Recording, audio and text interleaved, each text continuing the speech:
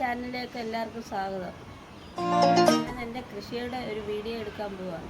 അതിനുമുമ്പ് എൻ്റെ വീഡിയോ കാണുന്നവർ ലൈക്ക് ചെയ്യണം, ഷെയർ ചെയ്യണം, കമൻറ്റ് ചെയ്യണം. എൻ്റെ വഴുതനത്തെ ഫസ്റ്റിലെ പിടിച്ച വഴുതനങ്ങ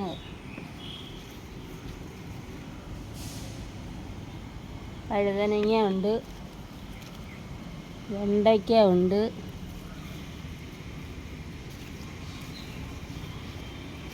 തക്കാളിയൊക്കെ പൂത്ത് വരുന്നതേ ഉള്ളൂ. പിന്നെ ഞാൻ ഇത് വലിച്ചു വിഴാഞ്ഞ് കളയണമെന്ന് വിചാരിച്ചതാണ്. പക്ഷെ ഞാൻ പോലും കണ്ടില്ല ഇതിൻ്റെ അടിക്ക് പിടിച്ച് കിടന്നത്.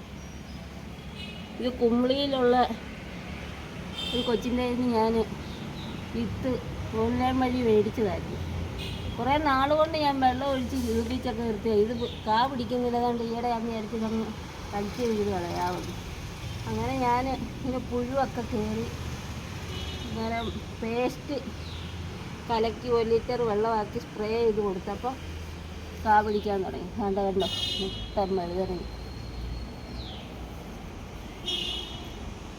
പോയതായിരുന്നു. ഞാൻ ആ സ്പ്രേ ചെയ്ത് കഴിഞ്ഞപ്പോൾ എല്ലാം പൂക്കാൻ തുടങ്ങി. ഒരു മൂട് കോവല ഞാൻ എല്ലാം പുഴുവെടുത്ത് പോയതായിരുന്നു. അപ്പോൾ ഞാൻ വീണ്ടും സ്പ്രേ ചെയ്തപ്പോഴാണ് കാ വീഴാന്ന്. പക്ഷേ കാ വീഴാനാണ് സ്പ്രേ ചെയ്യുന്നത്. പുഴുവെടുക്കുന്നതിന് മഞ്ഞപ്പൊടിയും വെളുത്തുള്ളിയും കൂടെ ചതച്ച് സ്പ്രേ ചെയ്താൽ പുഴുവെല്ലാം പോവും.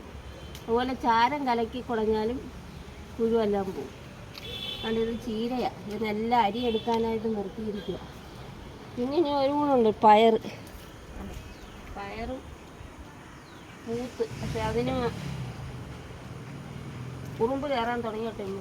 ഇനി ഇതിന് ചായക്കണം. സമയമില്ലാത്തതുകൊണ്ടാണ്. കടയിൽ പോകുന്നത് കൊണ്ട് ഒരു ജോലിയും നടക്കത്തില്ല. ഇച്ചിരി സമയം കിട്ടുമ്പോഴാണ് ഇതൊക്കെ ചെയ്യുന്നത്. ഞായറാഴ്ച ഒരു ദിവസമേ ഉള്ളൂ അവധി. അന്നേരമാണ് ഇതൊക്കെ ചെയ്യുന്നത്. ഇനി നമ്മുടെ വെണ്ടയ്ക്കായും വഴുതനങ്ങായും എല്ലാം കണ്ടിച്ചെടുക്കും.